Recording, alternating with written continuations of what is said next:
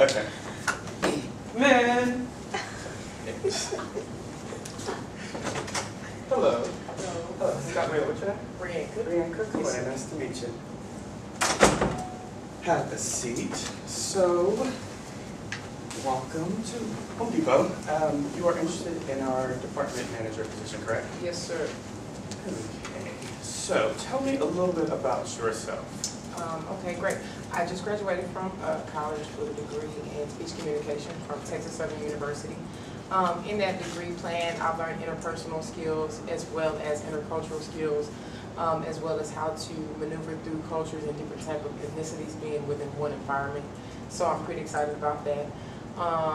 In that time frame, I worked really hard to maintain, high GPA so that I would actually hold skills that I actually learned in college. As well as I am I'm in the Army. I'm a U.S. Army Reserveman.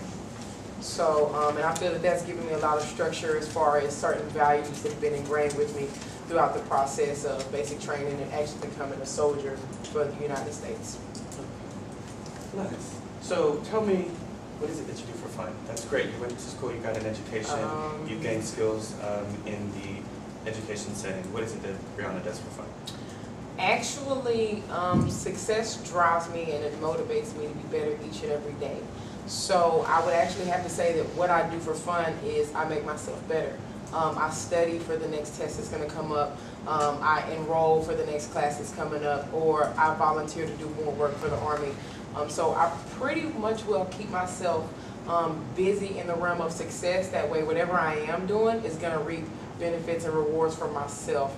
As far as dabbling in party scenes or extracurricular activities, at this point I don't have time to fit those things in my schedule. Okay. So tell me your experience as it relates to this position. Why is it that you feel you're qualified? Well, absolutely. Well, whenever I was actually the age of 18, which is the age that this corporation allows for personnel to start working with them, I did come to Home Depot and I started working, and I started at the absolute lowest level. I was in the Department of Appliances, and from that Department of Appliances, I moved to flooring. From flooring, I moved to electrical and lighting. So I started at 18, now I'm 24. So basically what I did was I dwindled within the company as a whole. I started as an employee, so I've seen things through the eyes of an employee.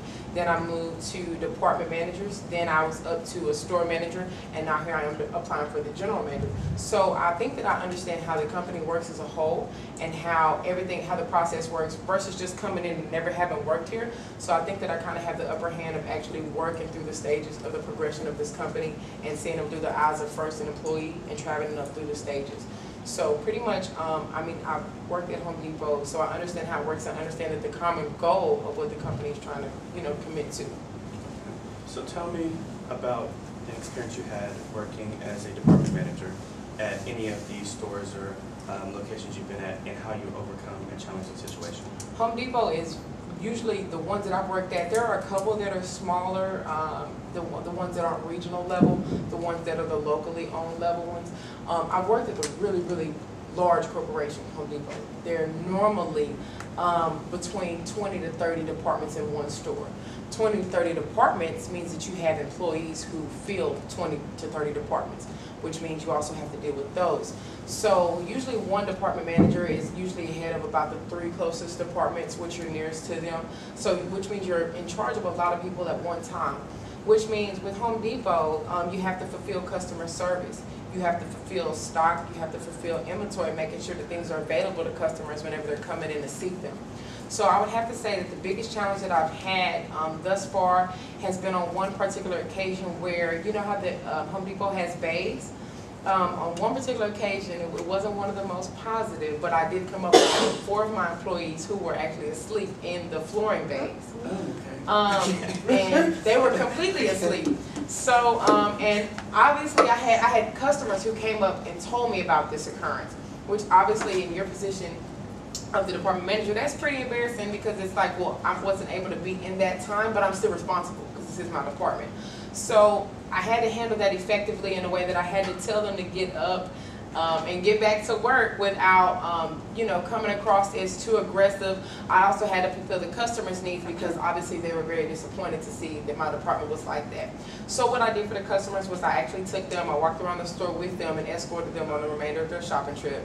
And as well as we happened to have a 10% discount going on at that time. The items that they were purchasing didn't fall within the walls of that discount. I still rewarded them that, you know, just to kind of make them feel a little bit at ease.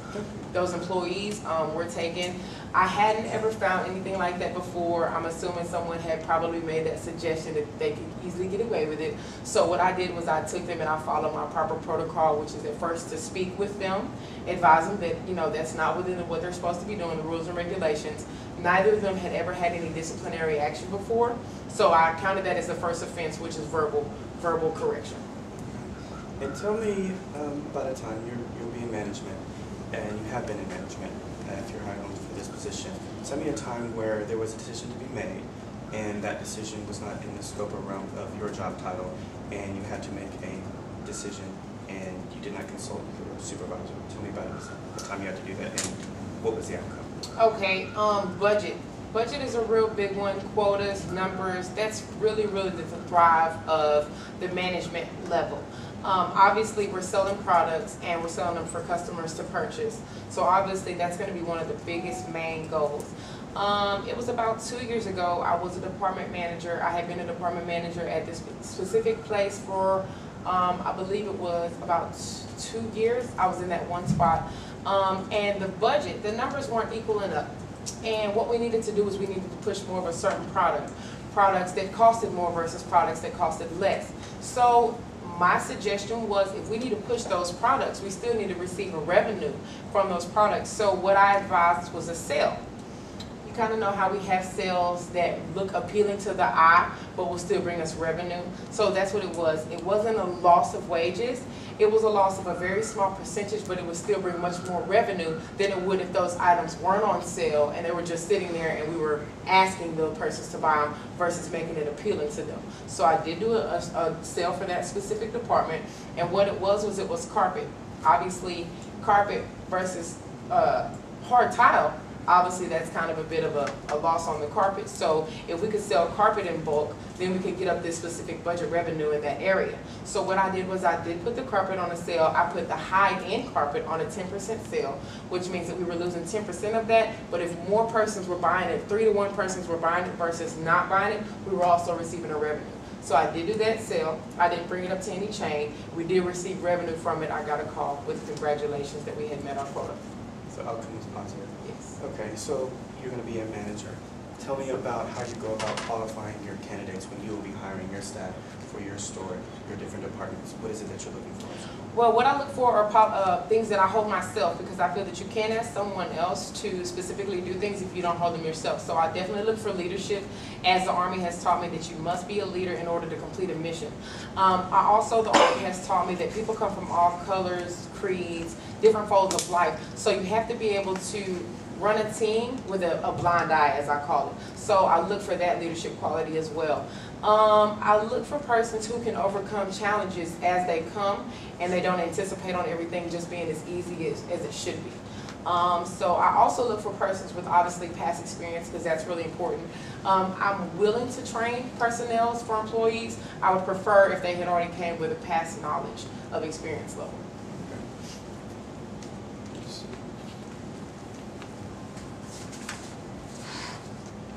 Try something different. So I'm going to give you a list of topics or skill sets, and I want you to rank them from 0 being weak, and an area of challenge you need to work on, and 10 being you're very strong in. And I just want to get your input on where you think you fall. Your organizational skills. 10. 10. And what about your creative thinking? 10. And what about your analytical thinking? Analytical, I would have to say a 9, and I would only say a 9 because the Army has ingrained certain things in me to just be as they are. So I would have to say that some things I can't see far past, but those things that I can't see far past are of the positive aspects of what a leader should be. Okay. And what about your interpersonal skills? I would have to